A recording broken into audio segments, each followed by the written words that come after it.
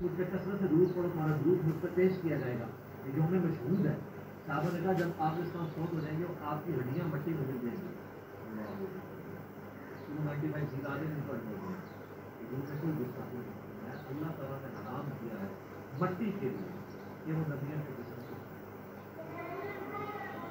ان اللہ حرم علی الارض ان تأکل اجسادهم. نبی جو ہے ان کے جسم سے اس سے مطلب کچھ نہیں ہے. اس جمعے کا دن کتنا بابرکت دن ہے روز عید کے حوالے سے. ہر ایک بات ہے اسے بھی کہا گیا مخصوص کس حوالے سے نہیں. پھر جو میں نے شروع میں بات کی تھی کہ قرآن حکیم کا مقدمہ تو اس کو سپورٹ ہی نہیں کرتا. یہ شب برات کی فضیلت میں قرآن کی جو آیت لے کے آتے ہیں نا وہ سورہ الدخان سورت نمبر 44 اسی میں نے مسئلہ 44 اس کی شروع کی 6 آیات.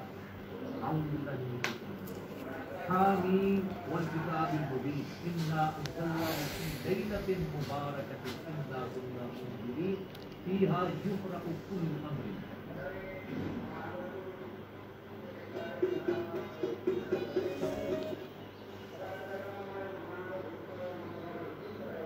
اور جس رات میں اللہ کی قدرت کے کام اللہ تعالیٰ اس فرشتوں سے پاڑ دیتا ہے اور اپنے رب کی طرف سے چیزیں نازل ہوتی ہیں ہم بھی فرشتوں کو بھیجنے والے ہوتے ہیں. یہ کہتے ہیں یہ وہ رات ہے جو شروع ہوتا ہے. کہتے ہیں یار قرآن خود بتا رہے کہ وہ رات جس میں اللہ تعالیٰ نے قرآن نازل کیا وہ رات کون سی. قرآن میں تو 2 راتیں تو نہیں ہیں.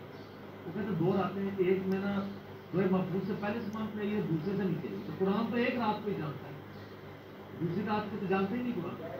جیسے اللہ تعالیٰ سورہ یونس میں کہتا ہے کہ اللہ کے علم میں تو کوئی اور الہ نہیں ہے سوائے میرے. قرآن ہے کہ ہے ہی کوئی نہیں. یہ نہیں ہے کہ اللہ کے علم میں نہیں کوئی ہے. اللہ کہتا ہے تو میں کہتا ہوں قرآن تو نہیں جانتا.